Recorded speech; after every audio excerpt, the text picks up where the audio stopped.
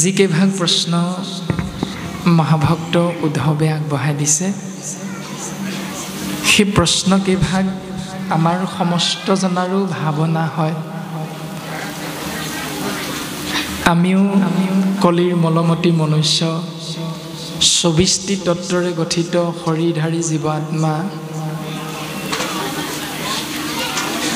আমাৰো ভাৱনা হয়, সম কাক বোলে, দম মানে কি, দান বুলি ক'লে কি বুজা যায়, সত্য বুলি ক'লে কাৰ কথা মনলৈ আহে, শৌচ মানে কি, কাম মানে কি, মহালাভ কেনেকুৱা, যজ্ঞ কাৰ নাম, শৌৰ্য মানে কি,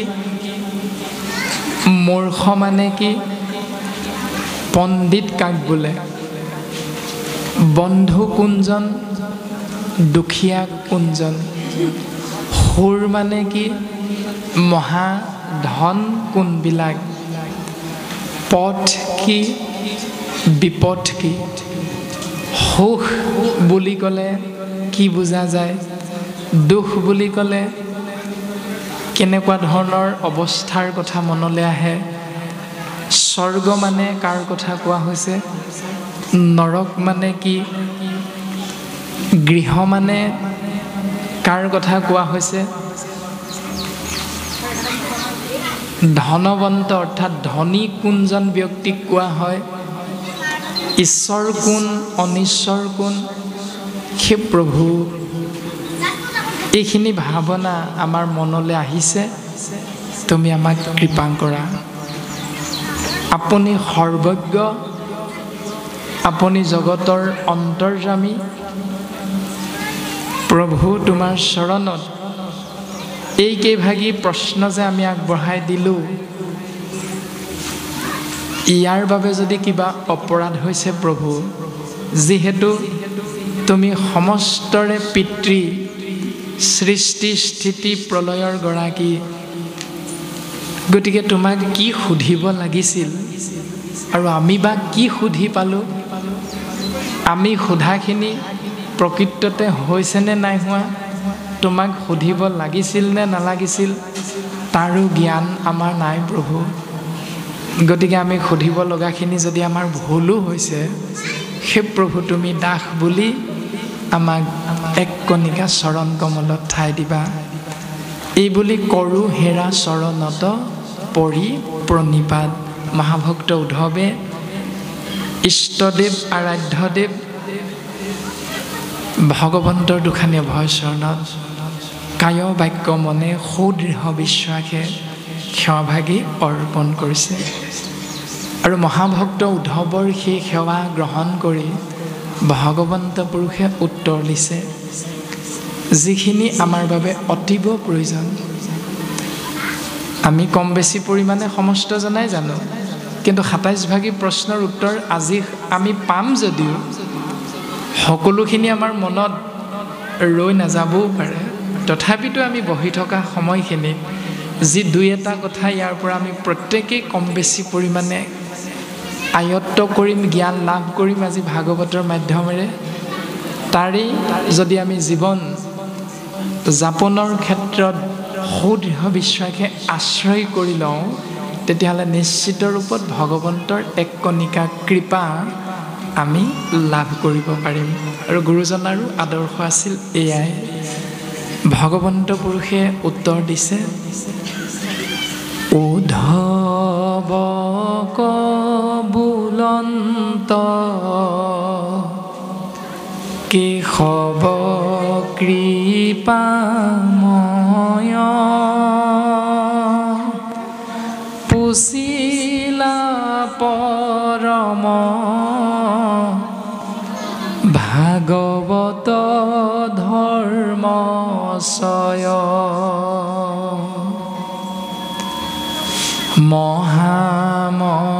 মহাজনু যাক নজানে সাক্ষাৎ কৰিব কত মোৰ সন্মত তোমাত। উদ্ধৱ, তুমি মোৰ পৰম বান্ধৱ, তুমি শুনাচোন উদ্ধৱ, তুমি যিখিনি কথা আমাক ইতিমধ্যে সুধিলা, ইয়াৰ এটাই নাম, সেয়া হ'ল ভাগৱত ধৰ্ম। আৰু তুমি যে আমাক সুধিলা এই ভাগৱত ধৰ্ম, এই ভাগৱত ধৰ্মৰ বিষয়ে মহাজনসকলেও সম্পূৰ্ণ ৰূপত জ্ঞান লাভ কৰিব নোৱাৰে উদ্ধৱ। কিন্তু তুমি আমাক আজি সুধিলা, যিহেতু আমি যামগৈ, সেইকাৰণে আমি তোমাক আজি সম্পূৰ্ণ ৰূপত ইয়াৰ জ্ঞান তত্ত্ব প্ৰকাশ কৰিম। তাৰ বাবে তুমি সাৱধান হোৱা উদ্ধৱ। প্ৰথম প্ৰকাশ কৰিছে ৰাম আনদেৱ ধৰ্ম কৰিয়া পৰিহাৰ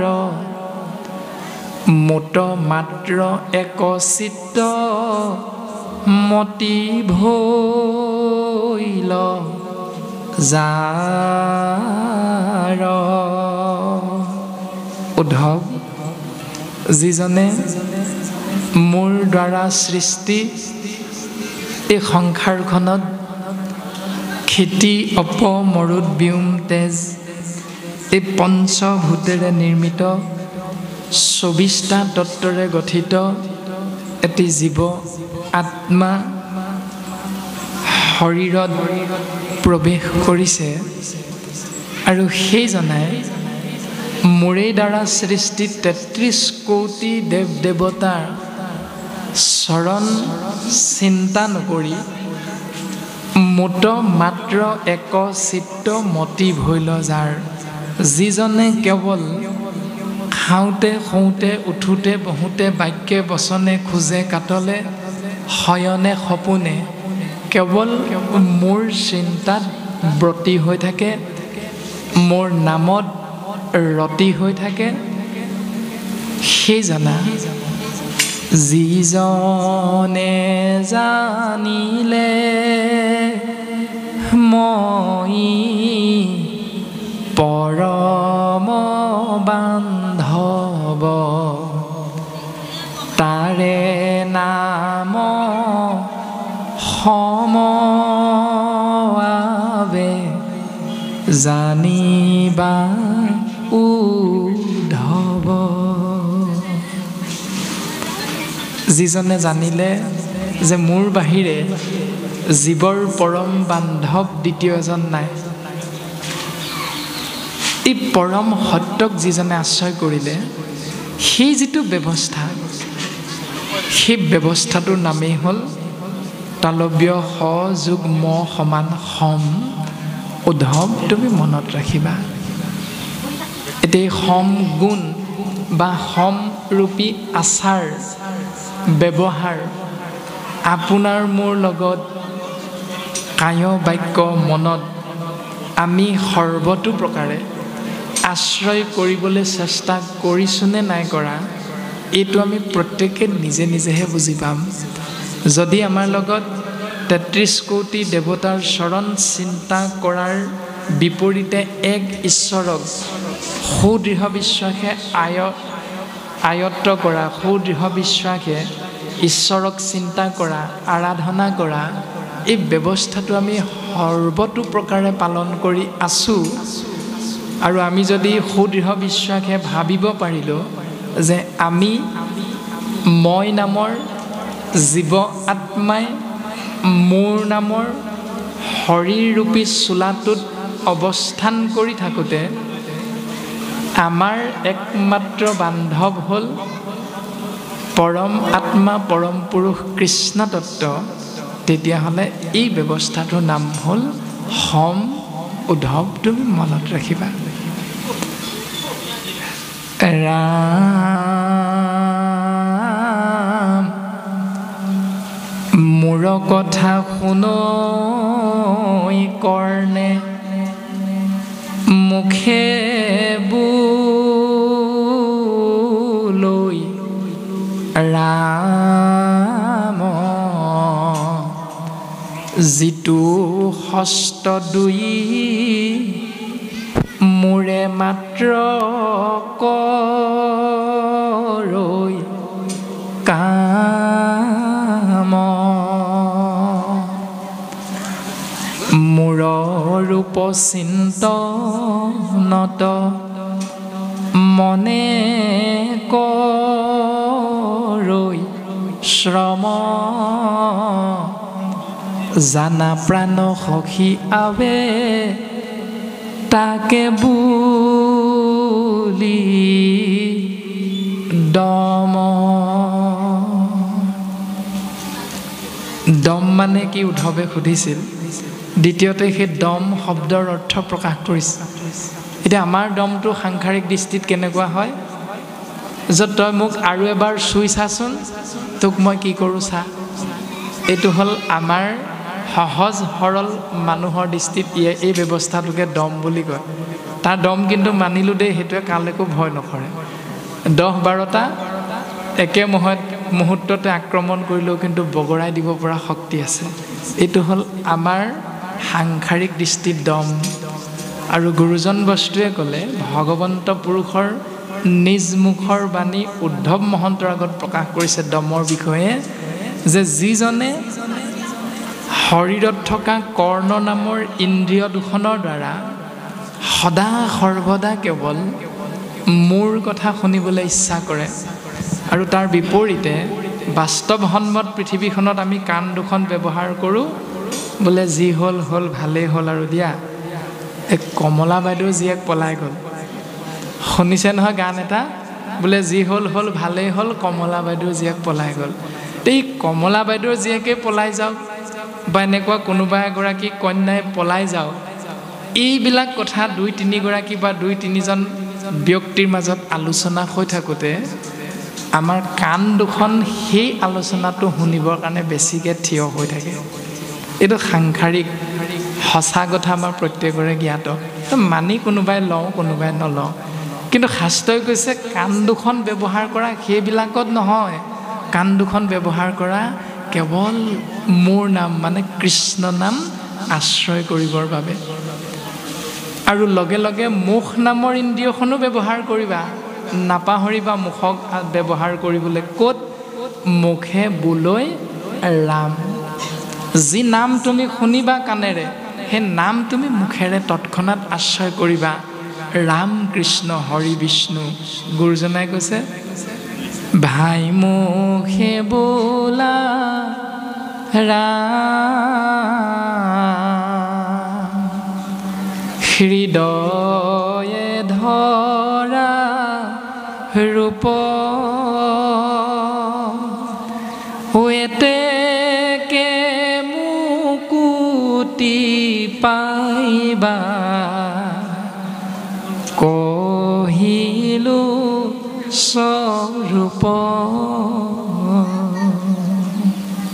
ভাই মানে মনটোক কৈছে মন ভাই তোৰ দ্বাৰা যিহেতু 10টা ইন্দ্ৰিয় পৰিচালিত হৈ থাকে মন হ'ল একাদশ ইন্দ্ৰিয় মনৰ দ্বাৰা বাকী 10টা ইন্দ্ৰিয় নিয়ন্ত্ৰণ হৈ থাকে পৰিচালিত হৈ থাকে সেইকাৰণে মনক যদি আমি নিয়ন্ত্ৰণ কৰিব পাৰোঁ জীৱ আত্মাই মই নামৰ আত্মা তত্ত্বই তেতিয়াহ'লে বাকী 10টা ইন্দ্ৰিয় আপোনা আপুনি শাস্ত্ৰসন্মতে নিজৰ কৰ্ম ধৰ্ম বুজি লৈ সেইমতেৰে কৰি থাকিব আৰু তেতিয়াই এটি জীৱ আত্মাই এই অস্থায়ী এই বিনাশী শৰীৰটোত থাকিলেও সি পৰম আত্মা পৰম পিতৃ পৰম পুৰুষ প্ৰভু ভগৱন্তৰ কৃপা সহজতে লাভ কৰিব পাৰিব সিদ্ধান্ত দিছে যিটো হস্ত দুই মূৰে মাত্ৰ কৰৈ কাম মূৰ ৰূপ চিন্তনত মনে কৰৈ শ্ৰম জানা প্ৰাণ সখী আবে তাকে বুলি দম আৰু মনক কৃষ্ণ নাম আশ্ৰয় কৰিবৰ বাবে কষ্ট কৰিবলৈ শ্ৰম মানে কষ্ট কৰিবৰ বাবে উপদেশ প্ৰদান কৰিছে এতিয়া আমি প্ৰত্যেক দিনাই যান বাহনতে উঠি প্ৰায় ঘূৰি ফুৰা যায়। আমাৰ আপোনাসৱৰ এই স্থানৰে সুযোগ্য কন্যা বৰ্তমান অসমত একেবাৰে ছ'চিয়েল মিডিয়াৰ পৰা আৰম্ভ কৰি প্ৰত্যেক মানুহৰ হৃদয়ৰ মাজত স্থান লাভ কৰা এঞ্জেলা চাংমাই তেৰাৰ পিতৃ আমাক আহি থাকোঁতে সুধিছিল, বোলে গগৈবা আমাৰ ইয়ালৈ আহোঁতেহে ইমান দূৰ কেৱল খোজকাঢ়ি আহিছেনে, নে আগতো এনেকৈ ক'ৰবাত অনুষ্ঠান কৰিবলৈ যাওঁতে ইমান দূৰ খোজকাঢ়ি গৈছিল? এই যে আমি খোজকাঢ়ি আহিলোঁ, প্ৰত্যেক দিনাই গাড়ীতেই যোৱা হয় বা আপোনাসবো এনেধৰণে বিভিন্ন স্থানলৈ যাওঁতে গাড়ীতেই যায়, কিন্তু এই যে খোজকাঢ়ি আহিলোঁ সেইটোক আমি এক প্ৰকাৰ শ্ৰম বুলি কোৱা হয়। এনেধৰণে আমি যেতিয়া কিবা এটা লাভৰ আশা দেখি আমি শৰীৰটোৰ দ্বাৰা কৰ্ম কৰা যায়, তাত যি শ্ৰম হয় সেই দৰ্শনটোৰ কথা কোৱা গৈছে। যে ইমান দূৰ খোজকাঢ়ি আহিলোঁ, শৰীৰটোত ভাগৰ লাগিল অকণমান সময়, সেইটো কষ্ট বুলি ভবা হয় বহু সময়ত। এতিয়া গুৰুজনাই কৈছে যে সেই কষ্টটো তুমি কৰিবা, কেতিয়া কৰিবা? কেৱল মোৰ চিন্তাৰ বাবেহে কৰিবা। 7 সাগৰ 13 নদী পাৰ হ'ব লগা হ'লেও তুমি মোৰ অৰ্থে সেই কষ্ট কৰিবা। আৰু সেইটো কোনে কৰিব? মন নামৰ ইন্দ্ৰিয়টোৰ দ্বাৰা সি কৰিব লাগিব। আৰু যদি কৰা যায় তেতিয়াহ'লে মনত ৰাখিবা সেয়াই হ'ব দম। এতিয়া আমিও ইমান ভিতৰুৱা অঞ্চললৈ অৱশ্যে আমি অহা নাই, তথাপিতো আজি আহি যথেষ্টখিনি ভাল লাগিছে, কিয়নো আপোনাসৱৰ আশীৰ্বাদ, গুৰুজনাৰ আদৰ্শত আমি যি বুজি পাওঁ যে সংসাৰত মাত্ৰ বস্তু আছে 4টা, বাকী সমস্তখিনি অবস্তু। সেই 4টা বস্তু হ'ল 1 গুৰুতত্ত্ব, 2 দেৱতত্ত্ব, 3 নাম তত্ত্ব। এতিয়া আমি বিচাৰিলে দেৱতত্ত্বকো নাপাওঁ সাক্ষাৎ, বিচাৰিলে নাম তত্ত্বকো য'তে ত'তে নাপাওঁ, কিয়নো গুৰুজনাই কৈছে য'তে ত'তে নথাকৈ হৰি নামৰ ৰত্ন, মহন্ত দোকানী কৰি ৰাখে মহাযত্ন। আৰু গুৰুতত্ত্বক বিচাৰিলেও নাপাওঁ। আজি গুৰুতত্ত্ব এই সংসাৰ এৰা 577 বছৰ হ'ল, গুৰুতত্ত্ব গুচি গ'ল। কিন্তু সেই 3 তত্ত্ব আহি একঠাই হৈছে এক নিৰ্দিষ্ট স্থানত। সেয়া হ'ল 4 নম্বৰ বস্তু ভকত তত্ত্ব, অৰ্থাৎ আপোনাসৱ। গুৰু, দেৱ, নাম, এই 3 তত্ত্ব আহি একঠাই হোৱা স্থানভাগ হ'ল ভকত তত্ত্ব। আৰু গুৰুজনাই কৈছে দেৱতো তীৰ্থটো কৰি ভকতে সেবৰ, ভকতক ভজিলে গোচয় কৰ্মজৰ। ভকতে যেতিয়া আশীৰ্বাদ দিব, তেতিয়া আশীৰ্বাদ লাভ কৰা সেই ব্যক্তিজনে ঈশ্বৰৰ কৃপাধন্য হ'ব পাৰে। সেইকাৰণে আমি গুৰু বস্তু, দেৱ বস্তু, নাম বস্তুক পাবৰ বাবে আপোনাসৱ শ্ৰী চৈতন্যমূৰ্তি নিৰ্গুণ নিৰাকাৰ কৃষ্ণ তত্ত্বৰ সগুণ সাকাৰ ৰূপ হ'ল ভকত। আপোনাসৱৰ চৰণ কমললৈ আমি অহা হৈছে। 3য় স্কন্ধত কপিল প্ৰভুৱে মাতৃ দেৱহূতিক কৈছিল, ভকত প্ৰতিমা মূৰ 2 অধিষ্ঠান, 2 পূজা দৰ্শনে কৰিবে আতিমান। মা দেৱহূতি, তুমি মনত ৰাখিবা মোৰ ৰূপ যেতিয়া হিৰণ্যকশিপুৰক বধ কৰিবৰ বাবে ভগৱন্ত পুৰুষে এটি স্তম্ভত ভক্তৰ বাক্য ৰক্ষা কৰি নৃসিংহ ৰূপত অৱতাৰ হৈছিল, হিৰণ্যাক্ষক বধ কৰিবৰ বাবে বৰাহ ৰূপ ধাৰণ কৰিছিল, এনেধৰণে 24 বাৰ অৱতাৰ ধাৰণ কৰিছিল। কিন্তু কলিৰ মলমতী মনুষ্যই আমি যদি খুটাটোত কৃষ্ণ আছে বুলি কওঁ, ভগৱন্ত ওলাবনে? নিশ্চিত ৰূপত আমি তেনেধৰণে কৈ দিলেই ভগৱন্ত প্ৰকট নহয় প্ৰত্যক্ষ ৰূপত। আৰু কপিল প্ৰভুৱে মাতৃ দেৱহূতিক কৈ গ'ল, মা এনেধৰণে ভগৱন্ত কলিযুগত প্ৰকট নহয়, ভগৱন্ত কলিযুগত থাকিব ভকত ৰূপত, অৰ্থাৎ ভকতৰ ৰূপটো হ'ব ভগৱন্তৰ ২ নম্বৰ ৰূপ। ২ অধিষ্ঠান মানে দ্বিতীয় ৰূপ। ভকত প্ৰতিমা মূৰ ২ অধিষ্ঠান। কপিল প্ৰভু যেতিয়া নিজে ঈশ্বৰ, সেইকাৰণে কৈছে মূৰ বুলি কৈছে।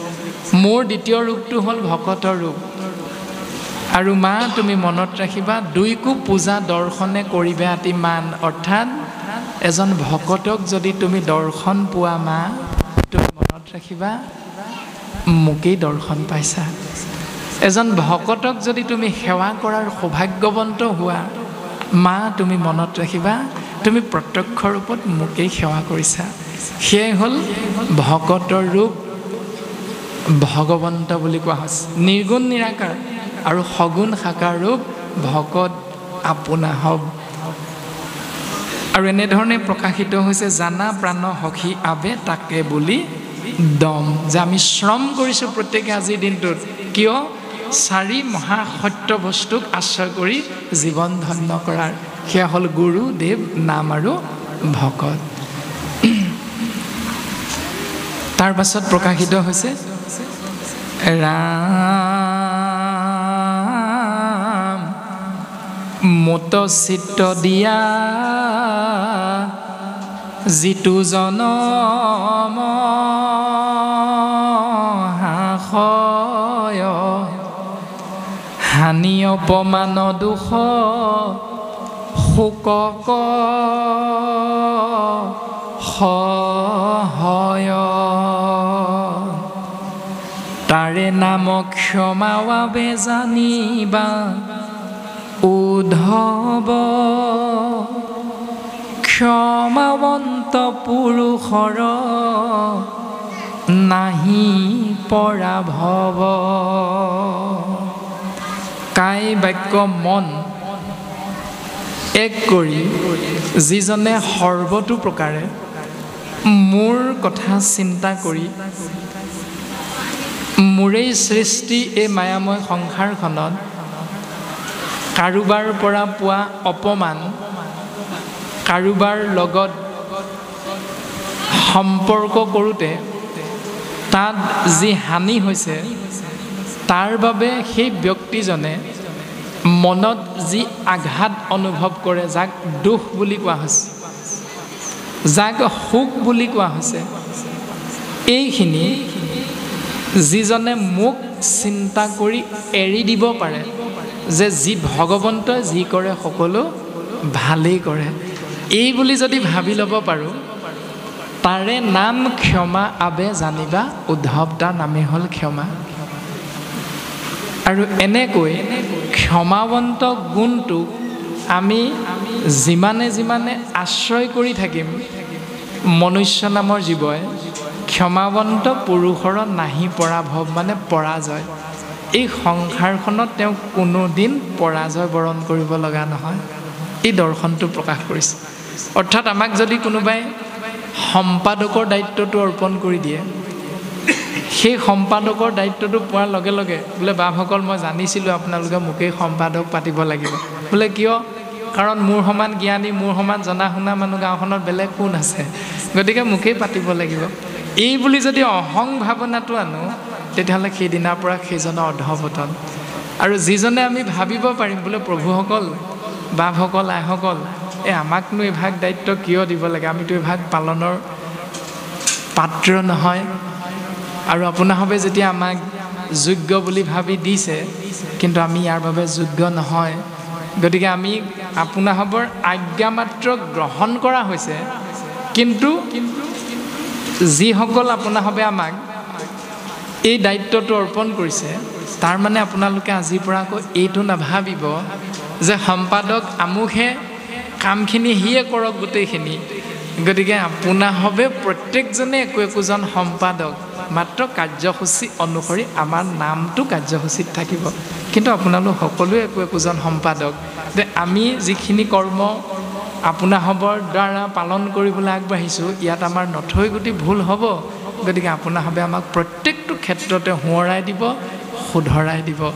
এই বুলি যিজনে ভকতৰ আগত সেৱা জনাই দায়িত্ব গ্ৰহণ কৰে, সেইটো হ'ল ক্ষমাৱন্ত পুৰুষৰ নাই পৰাভৱ। তেওঁ কেতিয়াও পৰাজয় বৰণ কৰিব লগা নহয়।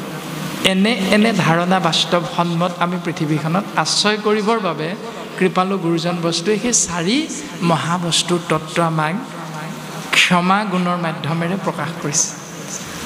ৰাম মোক মনে ধৰি যেবে তেজৈলো কাম জানিবা উদ্ধৱ বন্ধু ধৈৰ্যতাৰ নাম উস্বভাৱ কবেৰী মুত চিত্ত কৈল থিৰ মায়া কজি নিলে জানা সেহি মহাবীৰ। উদ্ধৱ মোক মনেৰে চিন্তা কৰি সৰ্বতো প্ৰকাৰে লোভ আৰু কাম ত্যাগ কৰিবলৈ চেষ্টা কৰে। জানিবা উদ্ধৱ বন্ধু ধৈৰ্য তাৰ নাম, তাৰ নাম হ'ল ধৈৰ্য।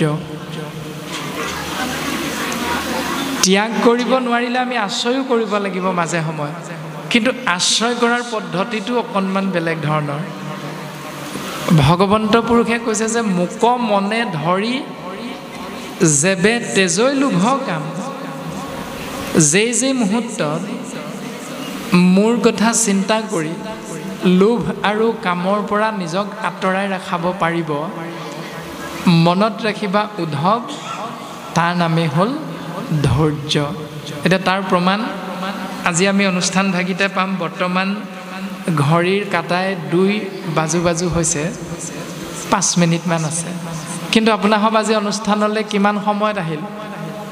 কাৰ্যসূচী অনুসৰি ইয়াত কিমান সময়ত উপস্থিত হ'ল? 10 মান বজাত, নহয়নে?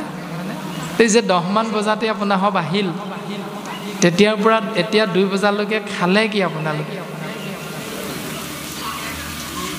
চাহ অকণ খাইছে আৰুতো বেলেগ একো খোৱা নাই। চাহৰ লগত যি দিছে আৰু মিঠৈ পিঠা গুড় যি দিছে আৰু তাকে আমি হয়তো আশ্ৰয় কৰিছোঁ মাজে মাজে।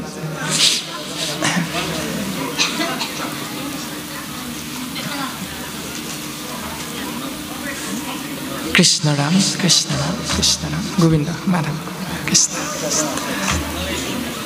এতিয়া কথা হ'ল কৃষ্ণ গোবিন্দ কৃষ্ণ। এতিয়া পদে আমাক সিদ্ধান্ত দিছে যে অন্য দিনা আমি 2 মান বজালৈকে সিদ্ধান্ত ল'বৰ বাবে কেতিয়াও গৃহত ৰৈ নাথাকোঁ, 9 মান 8 মান বজাতেই লওঁ। কিন্তু আজি ঘৰত বা কি খাই আহিছোঁ কি নোখোৱাকৈ আহিছোঁ কোনোতো মনৰ কথা আমি কাকো খুলি কোৱা নাই। মাত্ৰ ঈশ্বৰৰ নাম আশ্ৰয় কৰিবলৈ আহিছোঁ, ভকতৰ সংগ পাবলৈ আহিছোঁ, জীৱন ধন্য কৰাৰ প্ৰয়াস। এই যে 2 বজালৈকে পেটত ভোক এটা লাগিছে যদিও শৰীৰটোৰ বাবে এগিলাচ পানী প্ৰয়োজন, পিয়াহ লাগিছে, তৎসত্ত্বেও কিন্তু আমি আসন এৰি উঠি যাবলৈ ইচ্ছা কৰা নাই। কিয়? ভাগৱতে দৰ্শনটো দিছে যে মোক মনে ধৰি যেবে তেজৈ লোভ কাম। লোভ আৰু কামনাটো যেতিয়া আমি ভগৱন্তক চিন্তা কৰি নিয়ন্ত্ৰণলৈ আনিব পাৰিম, জানিবা উদ্ধৱ বন্ধু ধৈৰ্য তাৰ নাম, তাৰ নাম হ'ল ধৈৰ্য। আৰু যদিও আমি কিবা প্ৰকাৰে উদ্যোক্তা মণ্ডলীৰ ঘোষণা অনুসৰি আমি চাহকণ বা সিদ্ধান্ত গ্ৰহণ কৰিবলৈ আমি সময়মতে উঠি যাম, তথাপিতো আমি গৈ পোনে পোনে ভোক লাগিছে বুলি খাই নিদিওঁ। তাত এটা নিয়ম আমি আশ্ৰয় কৰিম যে বাপসকল আইসকল আপোনাসবৰ লাগিবৰ অৰ্থে 4 মুঠি সিদ্ধকৰণ কৰি আগবঢ়াই দিবলৈ যাওঁতে গুৰুদেৱ নাম ভকত 4 মহাবস্তু আপোনাসবত যদি জ্ঞাতে অজ্ঞাতে অপৰাধ হৈ গৈছে আপোনাসবে আমাক ক্ষমা দিব। তাৰমানে তাতো আমি ঈশ্বৰৰ নাম আশ্ৰয় কৰিহে এই ব্যৱস্থাটো পালন কৰিম। আৰু অ' হৰি অ' ৰাম বুলি ভগৱন্তৰ নাম উচ্চাৰণ কৰিহে আমি সিদ্ধান্ত বা চাহকণ আমি গ্ৰহণ কৰিম।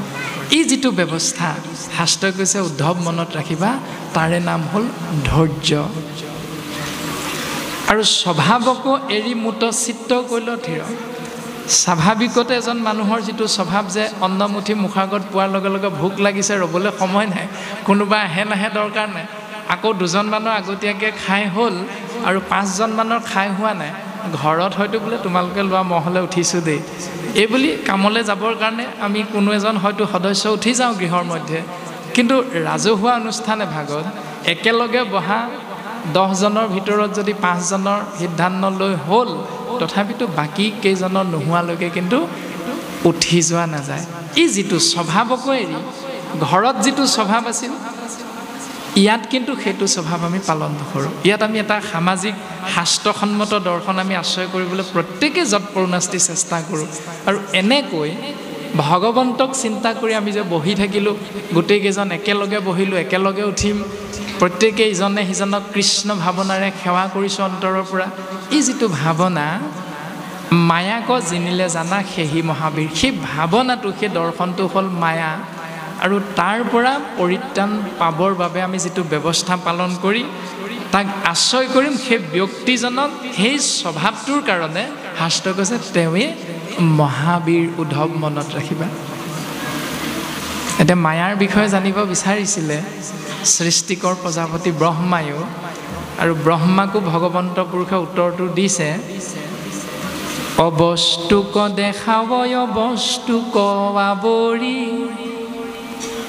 এহিটো মোহৰ মায়া জানা নিষ্ট কৰি। হে প্ৰজাপতি, অবস্তুবিলাকক দেখুৱাই থকা হৈছে, বস্তুবিলাকক ঢাকি ৰখা হৈছে, এইটোৱে হ'ল মোৰ মায়াটো। এতিয়া আপুনি মই মায়াত আছোনে নাই তাৰ জ্ঞান যদি লাভ কৰিবলৈ আমাৰ ইচ্ছা হয়, তেতিয়াহ'লে অবস্তু আৰু বস্তুৰ বিষয়ে আমি জানিব লাগিব। মাধৱ গুৰুজনে নামঘোষা শাস্ত্ৰত বস্তু প্ৰকাশ বুলি আমাক চিনাকি দি থৈ গৈছে, সকলোৰে জ্ঞাত এইখিনি কথা, যে গুৰু হ'ল বস্তু, দেৱ হ'ল বস্তু, নাম হ'ল বস্তু, ভকত হ'ল বস্তু। তাৰ বাহিৰে সংসাৰখনত যিমান আছে আমি স্বাভাৱিকতে বস্তু বুলি ভাবোঁ, সেইবিলাক হ'ল অবস্তু। আৰু সেই অবস্তুবিলাকক আমি চকুৰে দেখি থাকোঁ, বস্তু বুলি ভাবি থাকোঁ। আৰু শাস্ত্ৰই কৈছে চকুৰে দেখি থকা তোমালোকৰ ভাৱনাত যিটো বস্তু সেইটো হ'ল অবস্তু। কাৰণ আমি শৰীৰটো দেখোঁ প্ৰত্যেকে, শৰীৰটোতো বস্তু নহয়, কাৰণ বস্তুৰ কেতিয়াও বিনাশ নহয়, বস্তু সদায় অবিনাশী। আৰু শৰীৰটো যিহেতু বিনাশ হয়, সেইকাৰণে আমি দেখি থাকোঁ শৰীৰটো, আমি ভাবোঁ শৰীৰটোৱে বস্তু, কিন্তু শাস্ত্ৰই কৈছে দেখি থকাটো বস্তু নহয়, কাৰণ ইয়াৰ বিনাশ হয়। নেদেখোঁ আত্মা, আত্মাক আমি কোনোদিন দেখা নাই কোনেও, কিন্তু অনুভৱ কৰোঁ শৰীৰটোৰ পৰা কিবা এটা শক্তি ওলাই গ'ল। এতিয়া সেই শক্তিটো নেদেখোঁ, সেইকাৰণে আপোনাৰ মোৰ দৃষ্টিত অবস্তু, কিন্তু শাস্ত্ৰই কৈছে সি হ'ল বস্তু। আৰু তাৰে জ্ঞান কৃপালু গুৰুজনে একেবাৰে সহজভাৱে দিছে, পঞ্চভূতি দেহকে খে মায়া বুলি কয়, তৰণ উপায় গুৰু সেৱাকে খে কয়। মাটি পানী বায়ু অগ্নি আকাশ, শাস্ত্ৰসন্মতে ক্ষিতি অপ মৰুত ব্যোম তেজ। আৰু মাটি পানী বায়ু অগ্নি আকাশ কাৰ সৃষ্টি? পৰম পুৰুষ প্ৰভু ভগৱন্ত কৃষ্ণ তত্ত্বৰ সৃষ্টি। আৰু সেই শক্তিটোৰ নাম আমি কি বুলি কওঁ? ভগৱান বুলি কওঁ। ভগৱান বুলি কৈ দিলে আমি কি বুজি পাম?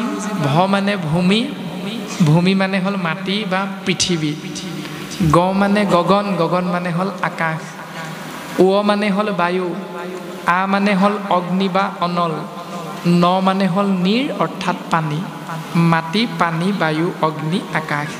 এই পাঁচটা ভূত যি সৃষ্টি কৰিছে তেওঁৰ নাম হ'ল ভগৱান। আৰু সেই ভগৱান তত্ত্বৰ চিন্তাত যদি আমি প্ৰত্যেক দিনাই ব্ৰতী হৈ থাকিব পাৰোঁ, তেতিয়াহ'লে আমি সংসাৰৰ পৰা তৰি যাব পাৰিম।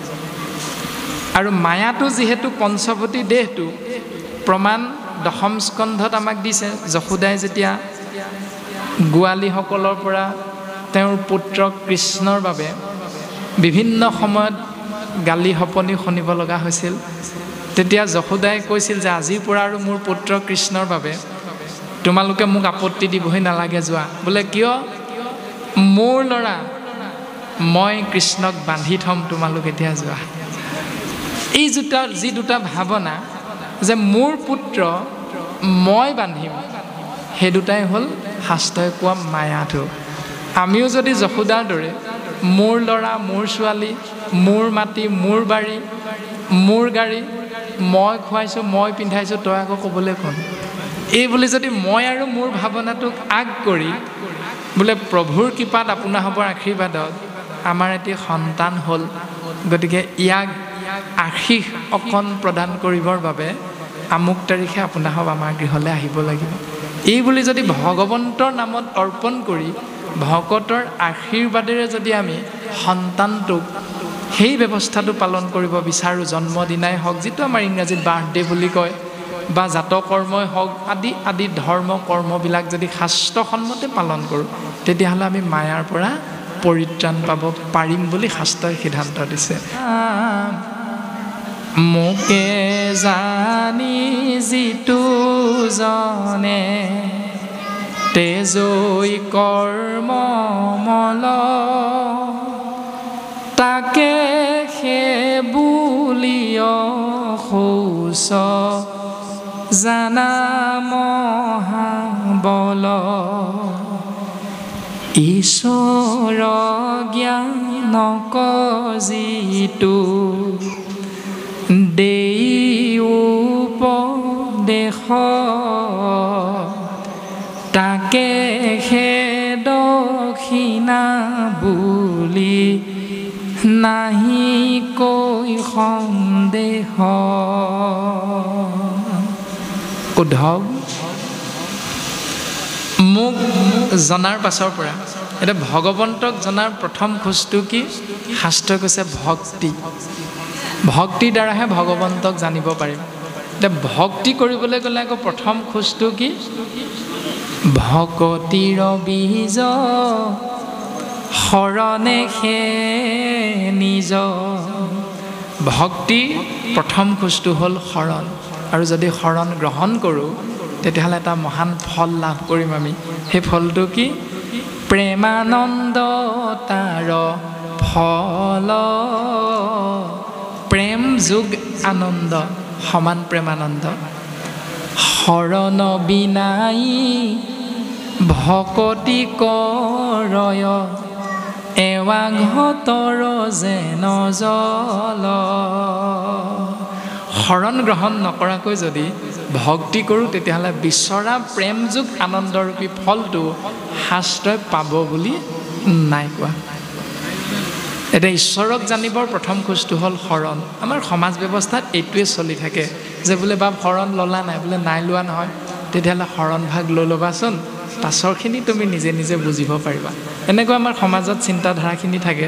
আৰু শাস্ত্ৰই কৈছে যে মোকে জানি যিটো জনে তেজৈ কৰ্মমল। এতিয়া কৰ্মমল হ'ল ভাগৱতৰ প্ৰথম স্কন্ধ। কৰ্মমল দ্বিতীয় স্কন্ধ, প্ৰথম স্কন্ধ, এই দুভাগ কৰ্মমল আৰু কলিমল বুলি কোৱা হৈছে।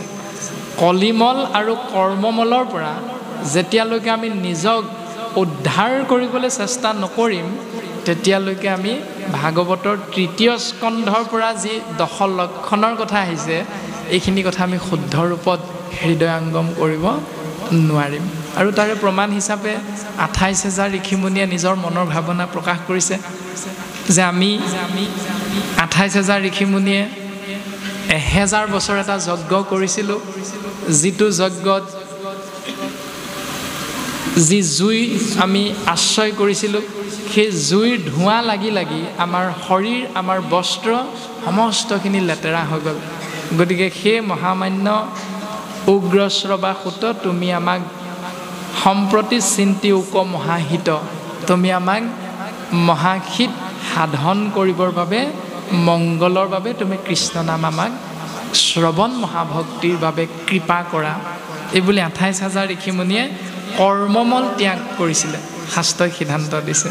এতিয়া আমাকো তেনেকৈ ভগৱন্তৰ চৰণত 12 বাৰ শপত খাই সত্যে সত্যে সত্যে সত্যে আমি এক দেৱ এক হেও একত বিনে নাই কেও এই গুৰুজনাৰ আদৰ্শক আশ্ৰয় কৰি জীৱন যাপন কৰাৰ মাজত যদি কেনেবাকৈ বোলে সৰস্বতী সৰস্বতী আমি বোলো আই যিখিনি পাহৰো দিবা হোৱাৰাই এনেকৈ যদি কিছুমান শাস্ত্ৰৰ বিপৰীত নিয়ম পালন কৰোঁ তেতিয়াহ'লে আমি কেতিয়াও ভগৱন্তৰ পূৰ্ণ কৃপা লাভ কৰিব নোৱাৰিম।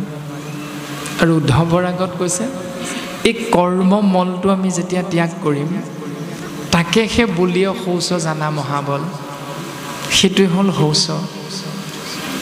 আৰু এই শৌচৰ অন্যতা দৰ্শন এনেভাৱে পাওঁ আমি সত্য শৌচ ক্ষমা দয়া আসনৰে 4 খুৰা। এভাগী আসনৰ 4 খুৰা হ'ল সত্য শৌচ ক্ষমা আৰু দয়া। ইতিমধ্যে ক্ষমা দয়া আৰু সত্যৰ কথা আহি গ'ল, ওলাই গ'ল পদত। আৰু আমাক এতিয়া প্ৰকাশ কৰিছে শৌচ বুলি। এতিয়া শৌচ মানে কি? এটা যৌথ পৰিয়ালত যেতিয়া বাহিৰ ফুৰিবৰ বাবে এটাই লেট্ৰিন এটাই বাথৰুম থাকিব তেতিয়া সেই ভুক্তভোগী কেইজনে গম পায় যে বাহিৰ ফুৰিবৰ সময়ত যেতিয়া এজন তাত সোমাই থাকে, একেবাৰে বাস্তৱ সঁচা কথা প্ৰত্যেকে আমি বুজি পাওঁ যে এজন যেতিয়া সেই বাথৰুমত সোমাই থাকিব তেতিয়া বাকীজনৰ ভৰ হওঁতে কেনেকুৱা এটা অৱস্থা লাগে হয় সেইটো প্ৰত্যেকৰে জ্ঞান আছে। আৰু যেতিয়া সেই ব্যক্তিজন ওলাই আহিব আৰু বেছিকৈ ভৰ হোৱা ব্যক্তিজনে যেতিয়া বাহিৰ ফুৰি ওলাই আহিব তেতিয়া বাহিৰত আহি প্ৰত্যেককে কয় বোলে এতিয়াহে শৰীৰটো অকণমান ভাল পাইছোঁ দে, অথনিৰ পৰা ইমান অশান্তিত আছিলোঁ। এনেধৰণে যিটো ব্যৱস্থা আমি বুজি পাওঁ একেবাৰে সহজতে সেইটোৰ নাম হ'ল শৌচ। ঠিক তেনেকৈ গুৰুজনাই কৈছে দুজন ব্যক্তিৰ মাজত কথাৰ যেতিয়া কটাকটি হ'ব সেই কথাৰ কটাকটিটো আমি স্বাভাৱিকতে মনুষ্য নামৰ জীৱই বছৰেকলৈকে মনত ৰাখি থওঁ। বোলে সি মোক সেইদিনা নামঘৰত এনেকৈ ক'লে মানুহৰ আগতে, তাকো মই সময় দিয়াৰ সুৰটো পূৰাব লাগিব। মনত আমি ৰাখি থৈ দিওঁ এইটো কথা। কিন্তু শাস্ত্ৰই কৈছে সেইটো মনত নাৰাখি, সেই আক্ষেপটো হৃদয়ত নাৰাখি বোলে বা যি হ'ল হ'ল আৰু আপোনাৰ ভুল নহয় মোৰে ভুল হ'ল, আজিৰ পৰা আৰু আমি এইবিলাকত লাগি থাকিব নালাগে, আপুনি আমাক আৰু ক্ষমা কৰি দিব। এই বুলি তৎমুহূৰ্ততে যদি আমি সেই চিন্তাটো এৰি দিব পাৰোঁ মনৰ পৰা তেতিয়াহ'লে তাৰ নাম হ'ল শৌচ। এতিয়া আমি এই গুণটো কিমানজনে ৰাখিছোঁ এতিয়া প্ৰত্যেকে নিজে নিজে চিন্তা কৰিলে আমি উত্তৰটো পাই যাম। যদি আমুকক বোলে মাতিছা নেকি, হয় তেতিয়াহ'লে মই তোমালোকৰ নামলৈ যাব নোৱাৰোঁ। এনেকৈ যদি আমাৰ কিছুমান গাঁঠি লাগি লাগি থাকে তেতিয়াহ'লে আমি ভকত হ'ব নোৱাৰিম। কিয়নো ভ-ক-ত 3 বৰ্ণত এটাও গাঁঠি নাই। মানে আকাৰ একাৰ অচৈকাৰ দীঘৈকাৰ অচৌকাৰ দীঘৌকাৰ একো নাই। সেইবিলাক হ'ল একোটা গাঁঠি। শাস্ত্ৰই কৈছে ভকতত গাঁঠি নাই। এতিয়া গাঁঠি নথকা হ'লেহে বা ভাৱনাটো আমি ৰাখিব পাৰিলেহে শাস্ত্ৰসন্মতে আমি নিজকে ভকতৰ শাৰীলৈ লৈ যাব পাৰিম।